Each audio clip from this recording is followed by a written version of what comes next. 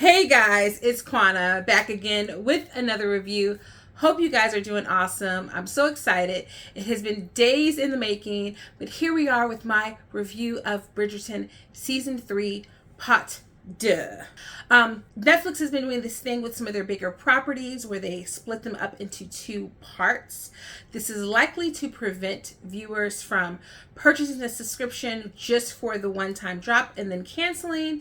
They have to at least come back for the second drop.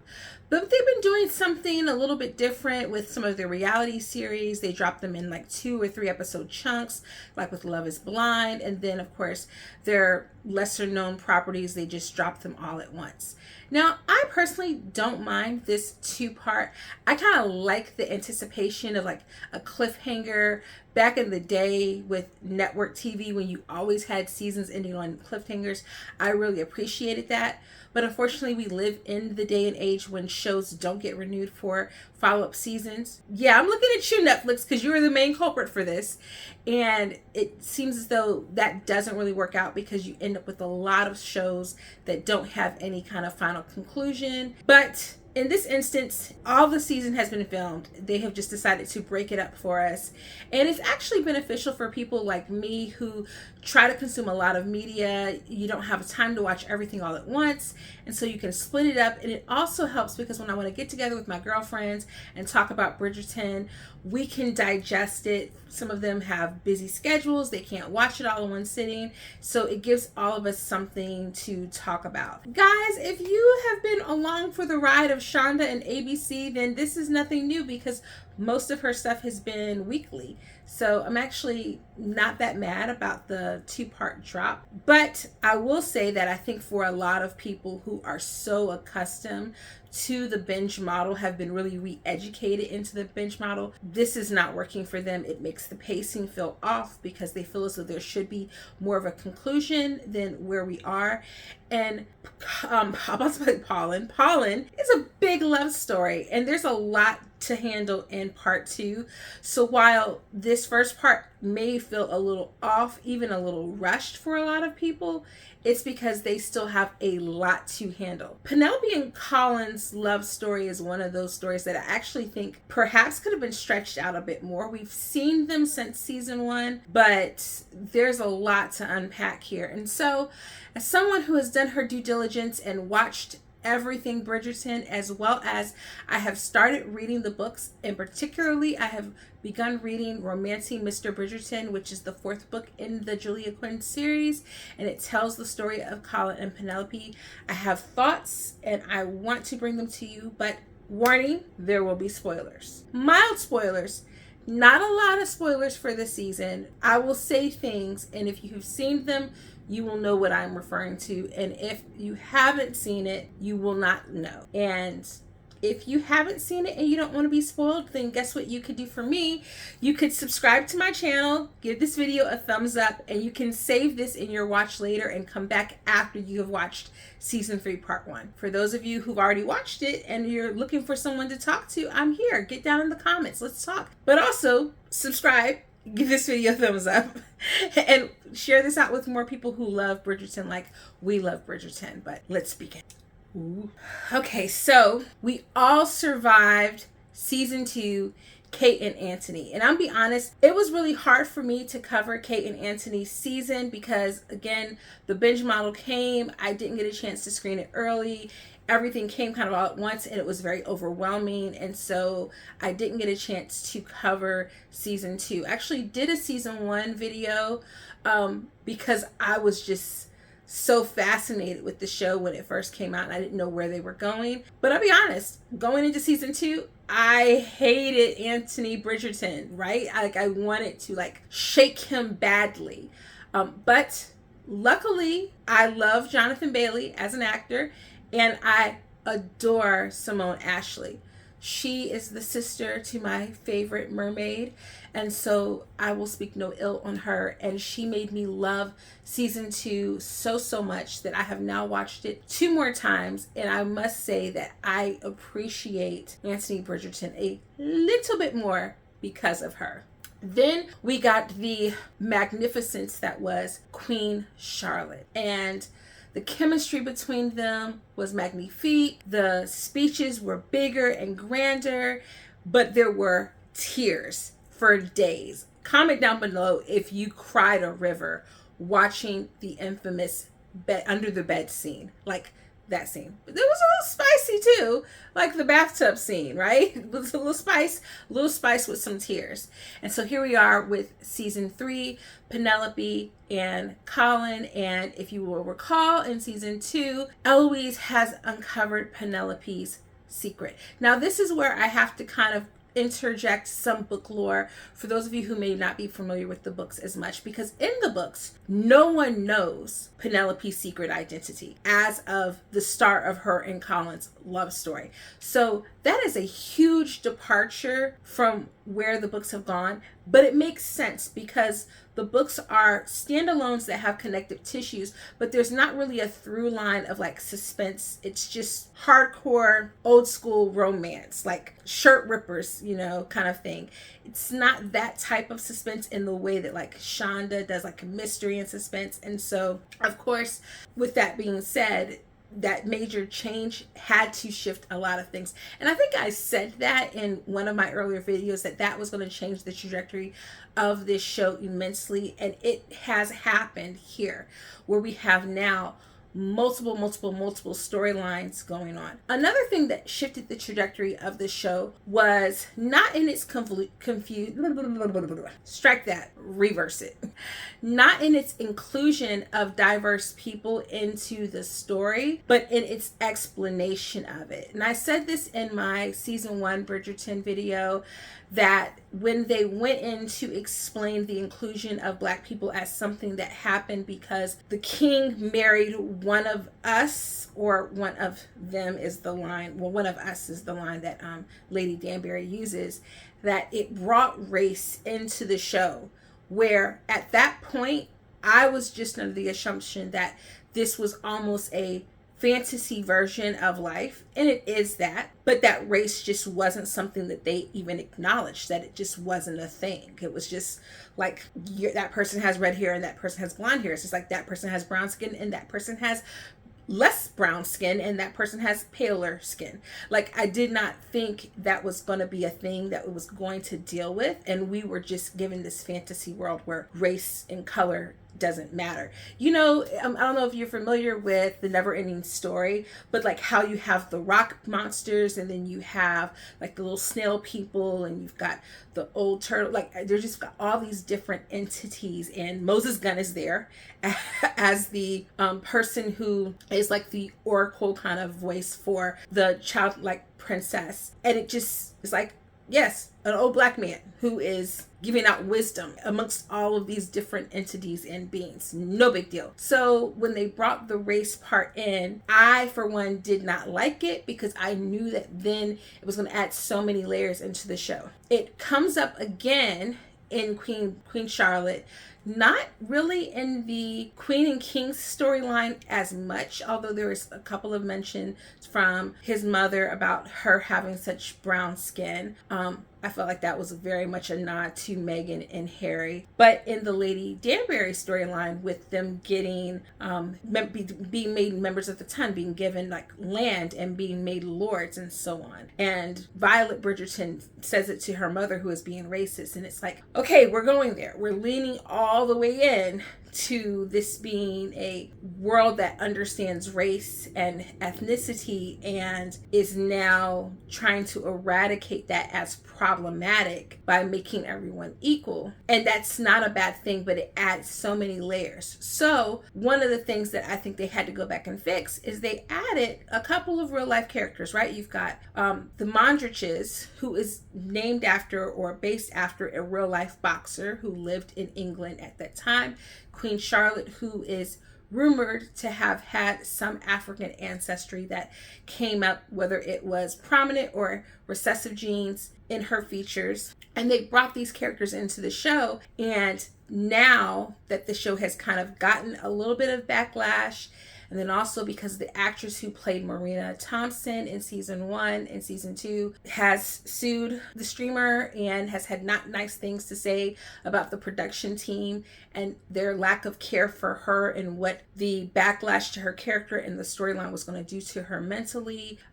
They were going to need to take more care with their characters and actors of color and how they include them in and what kinds of storylines that they get. So I suspect, and this is a little theory time, that we might not get Marina Thompson's ending that she gets in the book. And if you know what that means, leave a little flower in the comments as just an acknowledgement that you know what I mean by her ending that's in the books. And if we don't get that ending, that is drastically going to change one of our main characters' storylines completely. I am okay with that change, and we'll talk about that later. But also the Mondriches, of course, now get a bigger storyline because they are literally the only Black couple left in the show. And with the actor who played Simon Hastings, Regé-Jean Page, leaving the show, they only have really one person of color on the forefront. So now the Mondriches give an upgrade to main character status and they get to be made members of the Ton in season 3. I don't feel like that's a spoiler. You kind of get that in the trailer. And if you've watched any of the interviews, they have all talked about that. I thought I was going to love their characters because I enjoyed them in season 1. Jury's still out. I don't mind them. I don't hate them. I don't even dislike the inclusion of them. But the conversations around like status and things of that nature, I feel like we've already kind of done that a little bit with like Queen Charlotte. But I'm willing to wait and see where that goes. It's not anything that to me is greatly taking away from my enjoyment of the show. So that is my first thing. All right, let's talk about one of the other storylines in season 3 that we have been building to. Of course, that is Eloise and Penelope and their fractured friendship, which has now resulted in Eloise befriending Cressida Cowper. I do not want Cressida to get a redemption arc. I don't feel as though every villainous character needs a redemption arc. And as it pertains to where she is in book 4, I'm not seeing it for her. A lot of people think that perhaps the show is building their friendship into more of a romantic leaning. I see that 100% for Eloise. I think we all can agree Eloise has been heavily coded as being a member of the Rainbow Mafia, and I am here for it.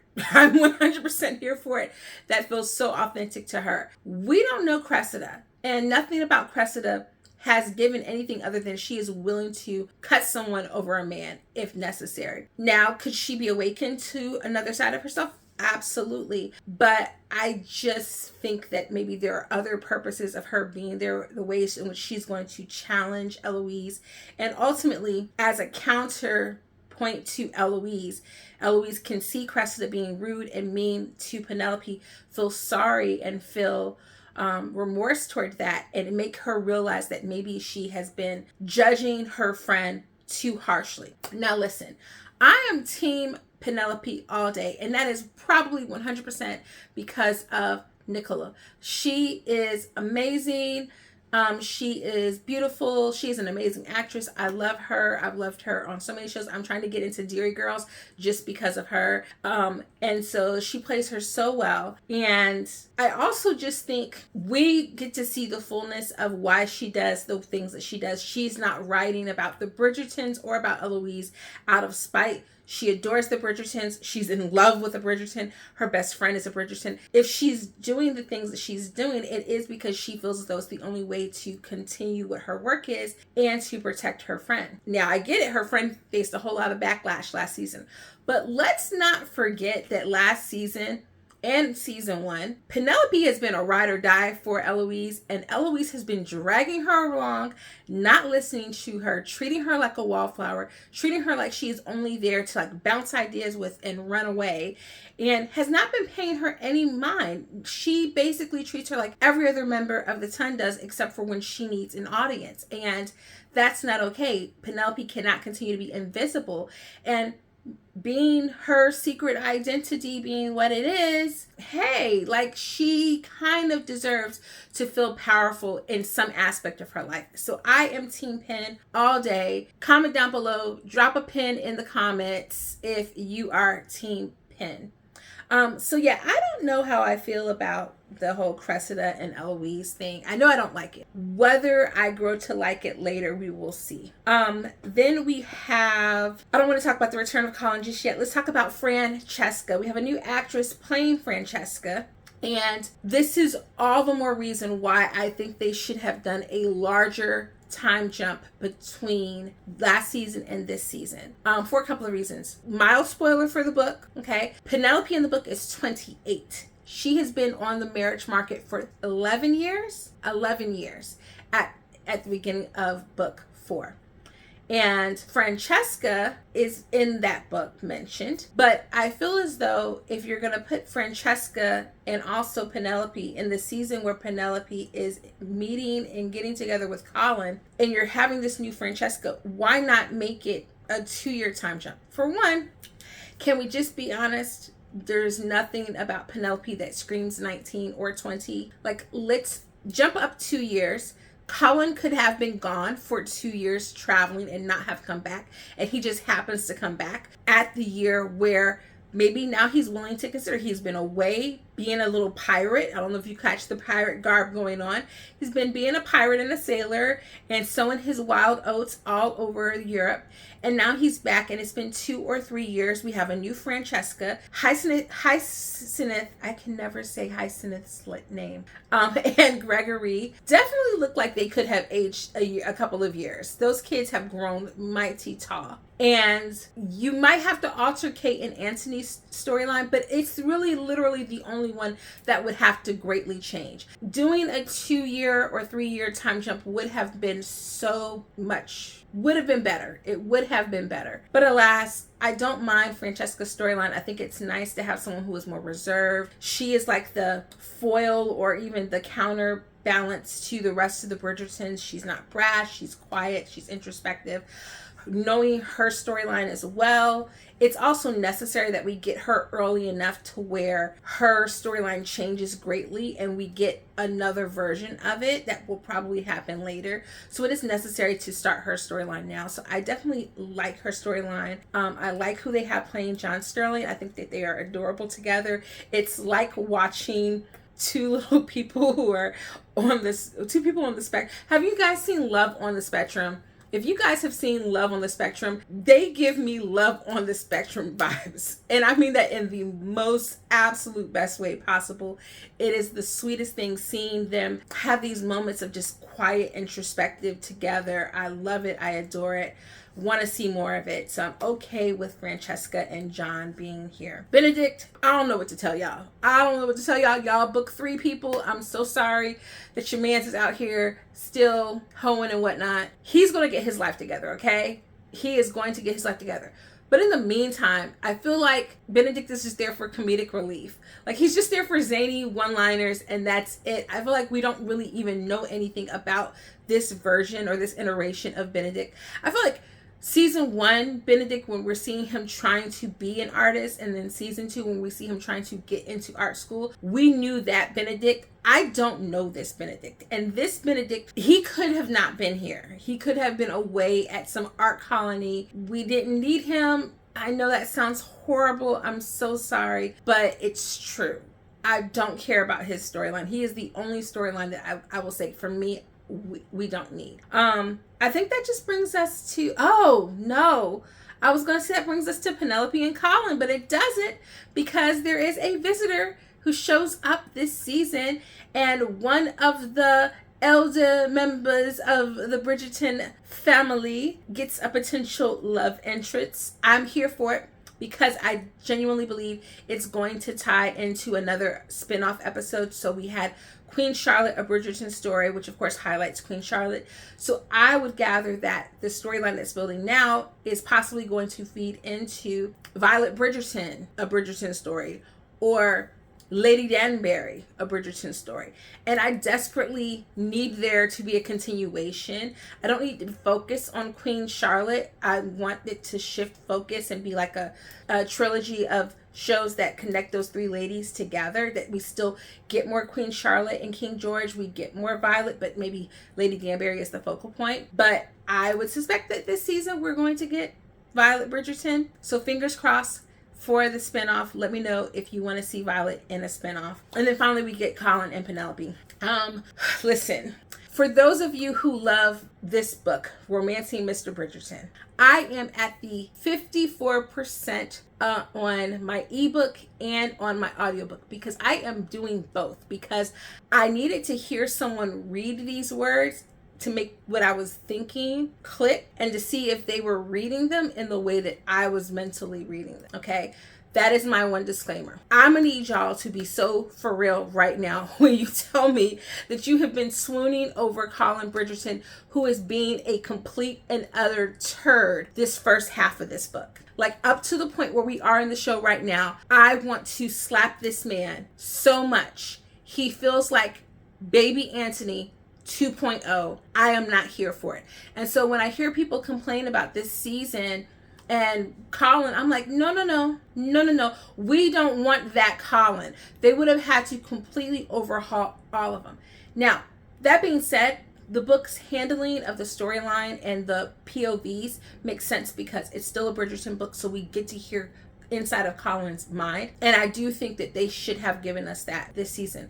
Now, Penelope gets to be the main focal point, and I think that they could have kept that if they wanted to keep it like Penelope's story in one sense, by the letters that he mentioned he wrote to her, going back to those and having her finally read those letters and respond to them, and then them beginning this correspondence, since they can't really meet in person, because like it would make more sense for them to be corresponding in secret letters that they leave in a tree or something like that.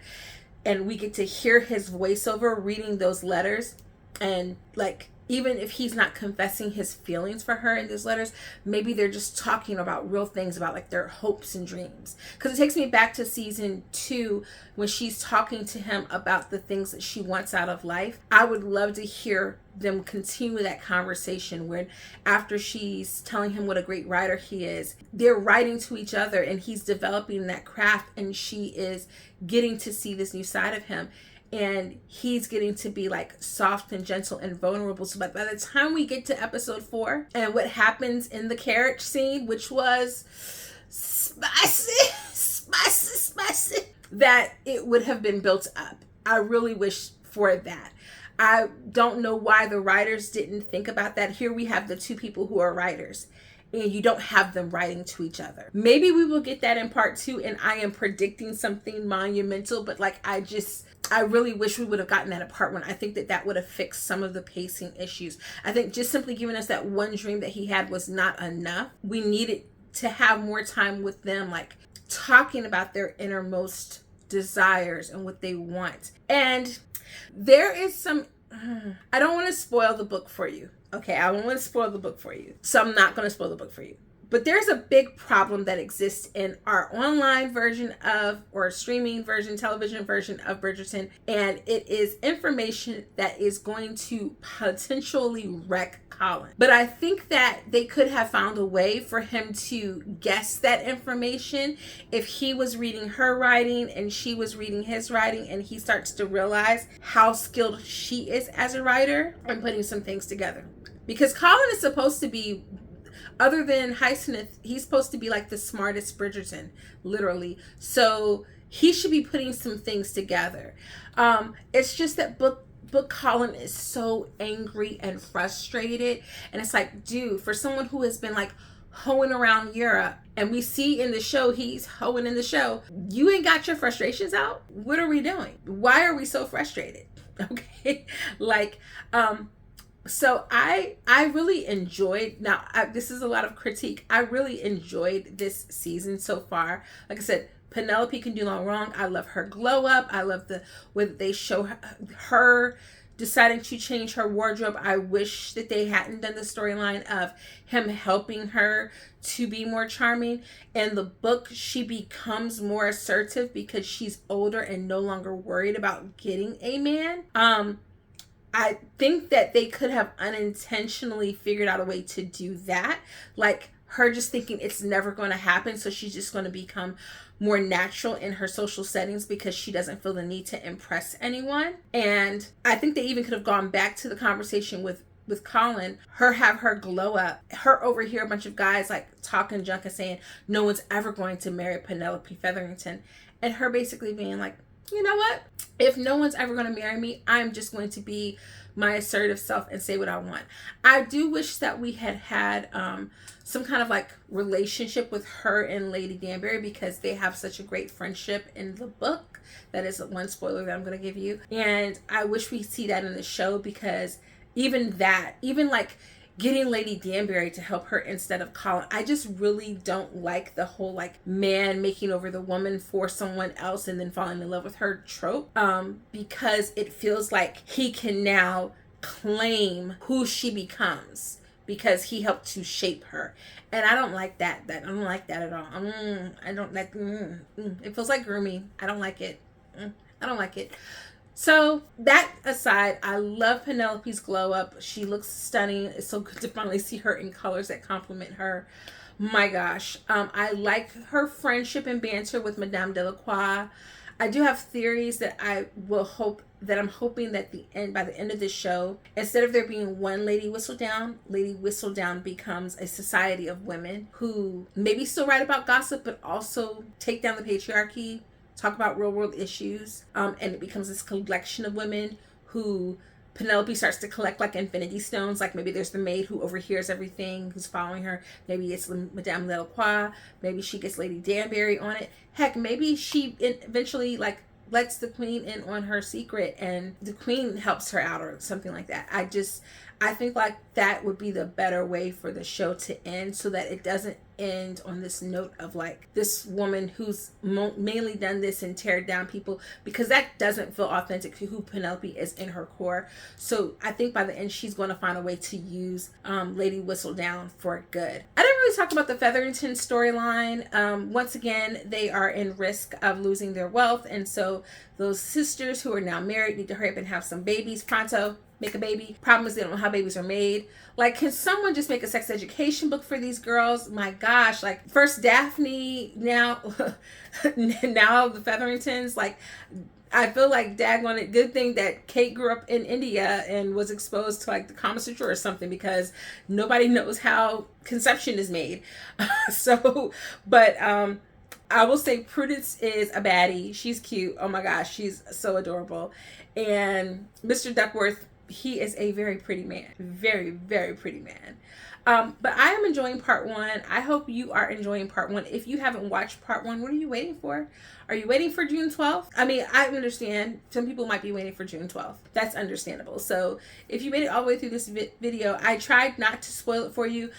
I would say that as a ranking, which is really hard to do because we only have part one right now, if I were going to rank this season, it's still at number 4 for me, including Queen Charlotte, because there's not enough like steamy moments for me for my rewatchability in the way that I rewatched season 1 and also Queen Charlotte up to this point. Simone Ashley brings in season 2 just above this one. But that being said, I don't know. I haven't gone back and watched that carriage scene yet. I'm blushing.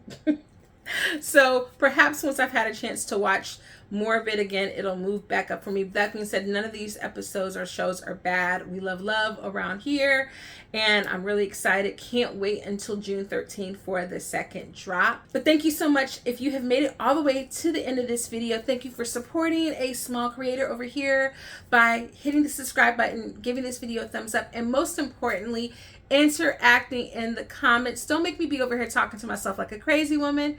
I'll see you guys in the next video. Toodles!